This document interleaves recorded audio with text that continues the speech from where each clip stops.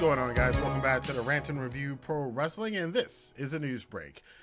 Well, we've got a couple of news items. Let's start with WWE and some of the continuing craziness that goes on behind the scenes in WWE, because that's the most entertaining thing about the show. Now, this week's edition of Raw, however, was, because of the Olympics, moved over to Sci-Fi. So, yeah, probably not going to be good ratings. Not even worth looking at them. We're talking about them this week. I've really gotten away from talking about ratings because at this point it just seems kind of silly. It used to seem relevant, but it just doesn't seem relevant anymore. It's not going to sway anybody's opinion or anything. It only really matters to the people running the companies. So I don't talk about them anymore.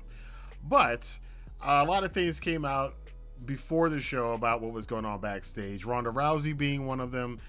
People being upset with her promo the prior week on Raw because she was bitter, angry Ronda Rousey. And it's funny because I don't know if it was on here or on Twitter, I had a discussion/debate with somebody who was going on about, I think it was on this channel, how Ronda Rousey, you know, the fans didn't turn on Ronda Rousey, because I brought up the point of how, you know, there's been tons of people who were faces and the fans turned on them and turned them heel. And they were like, no, Ronda was already turned heel when the fans turned. They're like, no, ask Ronda Rousey what it's like to be one of these UFC people coming into WWE. That's what it was about.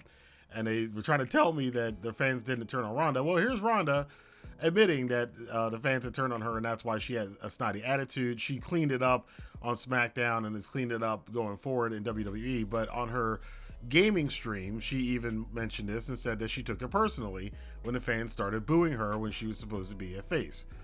So there's that.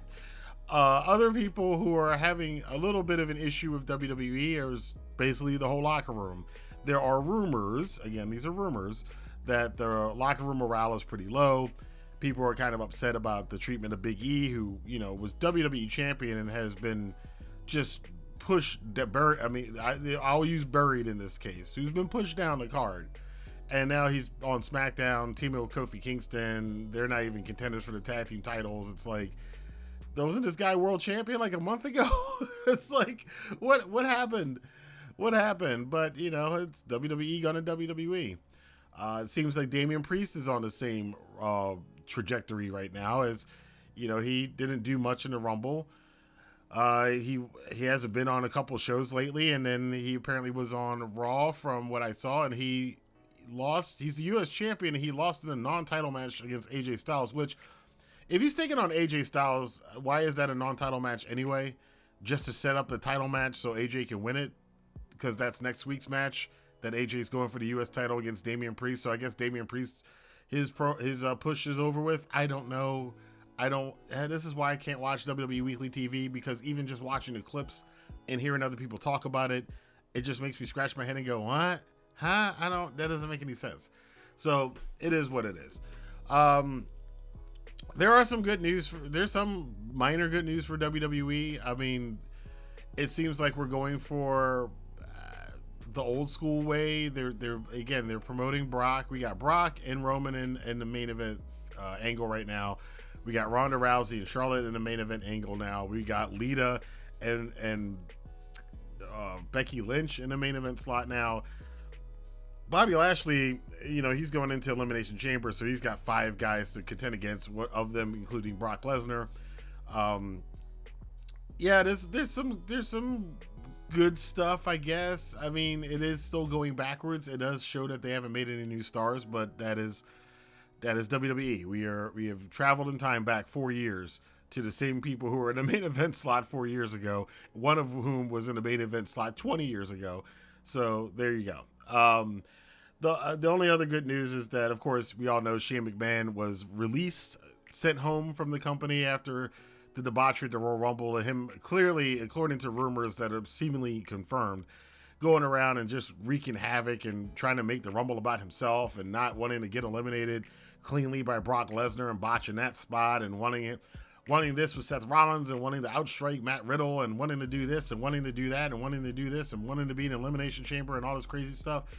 Shane, who used to be seen as the sanest of the McMahons, has quickly become, oh no, he's just a McMahon. The ego is out of control, and it is what it is. Let's go over to the land of the rising sun, where things are a little less crazy. Over in New Japan, there's news coming out about some upcoming shows. I haven't watched New Japan for a couple weeks now, but coming up this week and for the next couple weeks is a lot to watch, as they're back on now with their shows running. I wasn't even aware of this, but Minoru Suzuki is going to wrestle Toru Yano in a dog cage match, saying that he's going to throw Yano in a kennel, continuing one of my favorite feuds of the last 5 years in New Japan, which is the on-again, off-again feud with Minoru Suzuki and Toru Yano, which is just always good because Yano being a comedy wrestler and Suzuki being, just a straight killer. And the fact that Yano always seems to get, more times than not, seems to get the one-up on Minoru Suzuki and just makes him even angrier. It's fun stuff to watch. But them having this dog kennel match should be interesting. Unfortunately, Jeff Cobb, who's supposed to work on the 11th, is going to miss that show because he's suffering an injury. So hopefully Cobb will be back. It's a left patella tendon partial rupture and his left lower leg muscle strain that he has. And he said he got it after Wrestle Kingdom, and it hasn't completely healed yet, so he's going to be missing some time. Hopefully Jeff Cobb gets well pretty soon. And the last thing that I want to talk about with New Japan is a bit of controversy starting right now with Tetsuya Naito and Kazuchika Okada. Of course, they will be wrestling for the IWGP World Heavyweight Championship at the 50th year anniversary event. And Naito is he's kind of flippant about Okada starting the 50th year as the champion. And, I know a lot of people have some issues about that. The quote Naito said, "You want New Japan Pro Wrestling to beat Okada? You want Okada to be the beginning of the 50th year?" I feel that kind of atmosphere, it burns. That's why it burns. Don't let LIJ and Tetsuya Naito start the 50th year. Okada, do your best at best. The translation is a little weird on some of these articles, but you get the synopsis. Is that Naito, he's been attacking Okada, putting on the figure four. That's the angle he's working on Okada's legs leading up to the 50th anniversary match. And there's a thing here of Naito saying that, do you want Okada leading as the face of New Japan in the 50th year? And Naito thinks he should be the face leading into the 50th year. Now, I know a lot of people have this is a kind of a polarizing thing, especially amongst Western New Japan fans, because there's a lot of Western New Japan fans that like Tetsuya Naito. Naito did not get a proper IWGP championship reign because it happened in the middle of COVID and also in the middle of a lot of bad booking, so that was a problem. And Okada, those same fans say they've seen enough of Okada as champion, even though it's been years since Okada was the man in New Japan. He took a back seat for a couple years. I personally I think if you're going to start rebuilding and reframing New Japan, which isn't clear that that's what they're doing, but I think it's time for Okada to kind of set a baseline again, set that bar that he did before, and then let's get some people to rise up to try to reach that bar.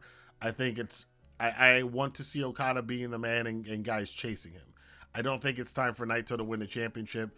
I don't think I think they need to start establishing new guys who can come up and challenge Okada, because one of the biggest problems I think New Japan has, this is my personal opinion, is that, and I've said this before, we've seen a couple years ago, it was Naito wanted to get a proper championship run, so we wanted to see him chase it. Ibushi had never been IWGP champion. We wanted to see him chase it. Will Ospreay hadn't been champion. We wanted to see him chase it. Shingo Takagi came in. A lot of people were high on him. We wanted to see him chase it. We wanted to see, of course, Kenny Omega chase and get the championship. So there were a lot of guys who we wanted to see become champion. Well, all those guys have now become IWGP champion. So now you kind of need to get the next round of guys to come up to become the champion. And we want to see that progression. And that's what they really need. A wrestling company is one of the things that you do need to have is you need to have guys in the mid card who are rising up the roster that we want to see get the championship. New Japan right now doesn't have a lot of those guys. So there is that there. Naito still wants to be the man in the company. I don't think he's ever going to get it. I think the chance, unfortunately, again, because of Gedo's booking during the pandemic and the pandemic itself, it ruined Naito's opportunity to be that. So we'll see. I'm looking forward. I mean, Naito and Okada have always had great matches. I'm looking forward to in the matches they've had the last couple of times they've wrestled each other, especially that last Wrestle Kingdom match was one of the best matches of that year. So their matches have gotten better the older that they've gotten. So I'm expecting some really good stuff at the 50th anniversary show. But of course, we will be reviewing it here on the channel, so stay tuned for that in the next couple of weeks. But that is all for the news today. If you guys like this video, hit the like button, subscribe button, and the notification bell. Also, check down and below. I got some free goodies down for you guys. Free crypto, free stocks, free points from Chase Sapphire Preferred. So definitely check out some of that stuff. And until next time, I will see you guys here for more news, rumors, and commentary on the Rantin Review Pro Wrestling. Have a good day.